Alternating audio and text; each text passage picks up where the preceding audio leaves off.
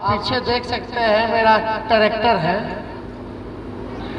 वो हेलीकॉप्टर नहीं है, वो ट्रैक्टर है। उधर से 20-20 हेलीकॉप्टर, लेकिन मेरा ट्रैक्टर उन सब हेलीकॉप्टर पर भारी है।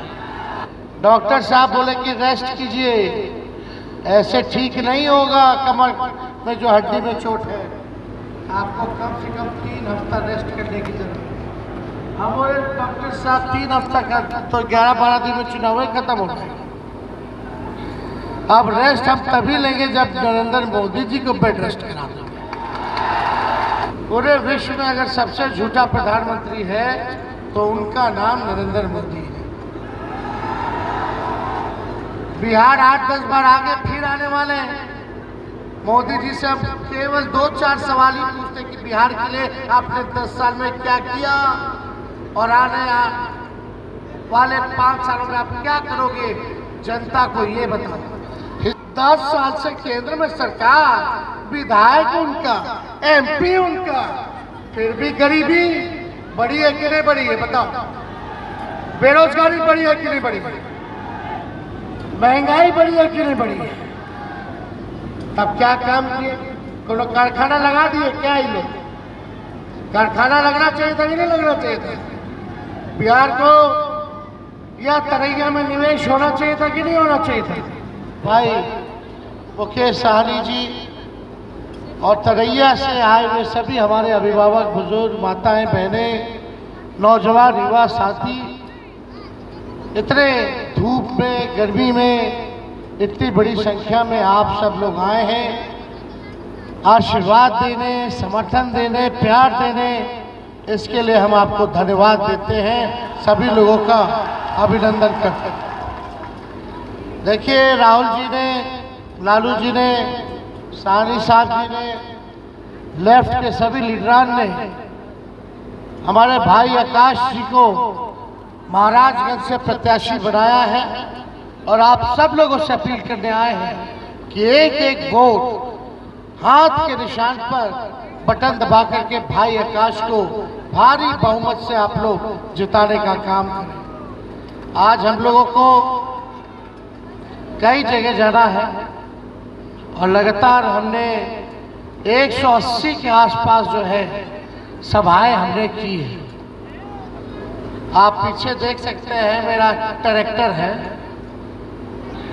वो हेलीकॉप्टर नहीं है, वो ट्रैक्टर है। उधर से 20-20 हेलीकॉप्टर, लेकिन मेरा ट्रैक्टर उन सब हेलीकॉप्टर पर भारी है। आज बैठ करके बोलना पड़ रहा है क्योंकि हमारे कमर की हड्डी में चोट है। डॉक्टर साहब बोले कि रेस्ट कीजिए, ऐसे ठीक नहीं होगा। कमर में जो हड्डी में चोट है, आपको कम से कम 3 हफ्ता रेस्ट करने की जरूरत है। हम बोले डॉक्टर साहब 3 हफ्ता का तो 11-12 दिन में चुनाव खत्म हो गए। अब रेस्ट हम तभी लेंगे जब नरेंद्र मोदी जी को बेड रेस्ट करा देंगे। इतना झूठा प्रधानमंत्री हमने आज तक नहीं देखा। पूरे विश्व में अगर सबसे झूठा प्रधानमंत्री है तो उनका नाम नरेंद्र मोदी है। बिहार 8-10 बार आगे फिर आने वाले हैं।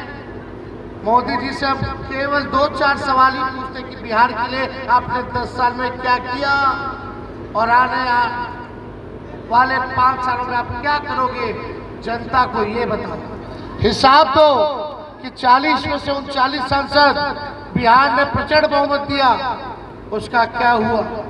आप देखिएगा एनडीए का यहाँ से विधायक है, आप देखिएगा MP एनडीए का है, मुख्यमंत्री 17 साल से एनडीए के हैं, 10 साल से प्रधानमंत्री केंद्र में सरकार एनडीए का है। लेकिन तरैया को क्या मिला?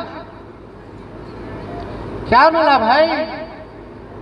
एक बड़ा काम बता दो ना, या छोटा काम बता दो जो नरेंद्र मोदी जी ने तरैया के लिए किया हो। कुछ किया क्या? 17 साल से राज्य में सरकार, 10 साल से केंद्र में सरकार, विधायक उनका, MP उनका, फिर भी गरीबी बढ़ी है कि नहीं बढ़ी है बताओ? बेरोजगारी बढ़ी है कि नहीं बढ़ी है? महंगाई बढ़ी है कि नहीं बढ़ी है? तब क्या काम किए? कोनो कारखाना लगा दिए क्या? ये लोग कारखाना लगना चाहिए था कि नहीं लगना चाहिए था? बिहार को या तरैया में निवेश होना चाहिए था कि नहीं होना चाहिए था? तो प्रधानमंत्री काम की बात नहीं करते, बेकार की बात करते। और ऐसा कई प्रधानमंत्री देखा क्या कि भाई 15 साल से वो मुख्यमंत्री रहे गुजरात के और 10 साल से भारत के प्रधानमंत्री हैं। उड़ीसा जाते हैं तो वहां के सीएम को बोलते हैं कि यहाँ के सीएम को जिला का कैपिटल नहीं पता है। अब रहुआ लोग बताए जिलों की कैपिटल हो लगा, पता नहीं गुजरात में होता होगा लेकिन हर जगह तो नहीं है। ऐसा प्रधानमंत्री जो 10 साल से शासन कर रहा हो भारत का, और गुजरात का मुख्यमंत्री रहा 15 साल, उसको ये नहीं पता कि जिला का भी कैपिटल होता है कि नहीं होता है। उनके संज्ञान में होता है। तो सोचिए देश किसके हाथ में?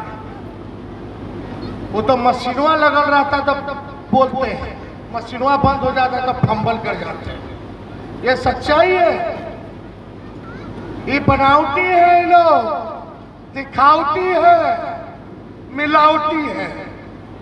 आप लोगों को समझना पड़ेगा। ये लोग खाली मार्केटिंग करना जानता है। हम ज्यादा कुछ नहीं कहेंगे।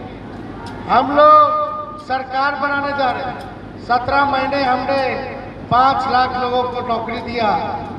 3 लाख प्रक्रियाधीन है, जल्दी बहालिया होना था लेकिन इतने में हमारे चाचा को हाईजैक कर दिया।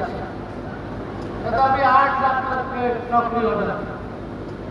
हम लोगों ने शिक्षा कर्मी जो थे नियोजित शिक्षा कर्मी, उनको राष्ट्रीय कर्मी का दर्जा दिया। 4.5 लाख हम लोगों ने आरक्षण को सीमा को बढ़ाया 75%। जातीय आधारित गणना कराया। IT स्पोर्ट्स टूरिज्म का पॉलिसी हम लोगों ने बनाने का काम किया।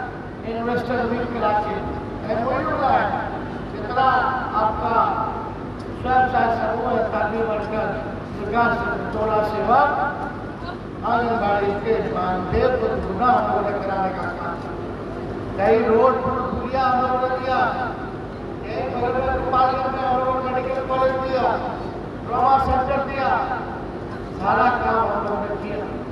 लेकिन उन लोगों से हिसाब लो जिनको आपने MP दिया, MLA दिया, राज्य में सरकार बनाया, केंद्र में सरकार बनाया, उनका क्या हिसाब? यहाँ के MP ने क्या काम किया बताओ तो रही है। कुछ नहीं किया तो परिवर्तन होगा कि नहीं होगा? आप बताइए, परिवर्तन होना चाहिए कि नहीं होना चाहिए?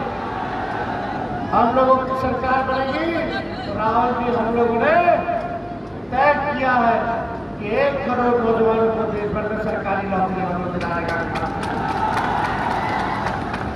5 किलो अनाज नहीं 10 किलो अनाज मिलेगा। और गरीब परिवार की बहनों को बता देना, कृषि भी आए थे, बहनों को जाके बोलना, माताओं को बोलना, ये सरकार बनी इंडिया के तो हर साल 1 लाख रुपया के अपन गरीब बहन के सहयोग करेंगे, सीधे उनके खाता में जाएगा। यानी हर महीने 8,333 रुपया ऑनलाइन खटाखट खाते में। और तो और आप सब लोगों को बता दें, शिक्षा चिकित्सा मुफ्त में होगा। दूसरी बात, गैस सिलेंडर जो मोदी जी 1200 कर दिए उसको हम लोग 500 कराएंगे। 200 यूनिट फ्री में बिजली हम लोग दिलवाएंगे। 200 यूनिट फ्री में बिजली। गोपालगंज में बगल में है, वहां भी सभ्या एयरपोर्ट का निर्माण हम लोग करवाएंगे। और तो हम लोग जो है अग्निवीर योजना को खत्म करेंगे। मोदी जी कितना साल हो गया मोदी जी का? 75 साल ऊपर कितना? 75 और अग्निवीर वाला कितना में रिटायर करेगा? 22 साल में। अरे 22 साल में हम मोदी जी कब रिटायर करेंगे? हमारे भाई सबके 22 साल में रिटायर करा दिए और अपने 75 साल के होकर के 5 साल और मांग रहे हैं।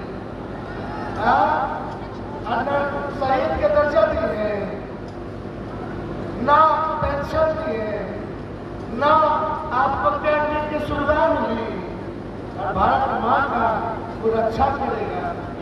ऐसा आप उसके साथ पक्षपात कर रहे हैं, इसलिए योजना को हम लोग खत्म करेंगे। अरे ये लोग बहुत आसान तरीका है लोग राजनीति का, हिंदू मुस्लिम मंदिर मस्जिद। अरे मोदी जी काम के नाम पे वोट लेके दिखा दो तो मान जाए। समाज को तोड़ करके नफरत की राजनीति करके तो बड़ा आसान है वोट लेना, करने के लिए तो कोई भी कर सकता है, लेकिन हम लोग विचारधारा को मानने वाले लोग हैं, संविधान को मानने वाले लोग हैं, लोकतंत्र को मानने वाले लोग हैं। ये लोग हमारे बाबा अम्बेडकर के संविधान को खत्म करना चाहता है। किसी माइक के नाम में दम नहीं है जो अम्बेडकर जी के संविधान को ज्यादा कुछ ना बोले कि हाँ चुपचाप चुपचाप चुपचाप चुपचाप मुझे के आशीर्वाद तो पहना दी।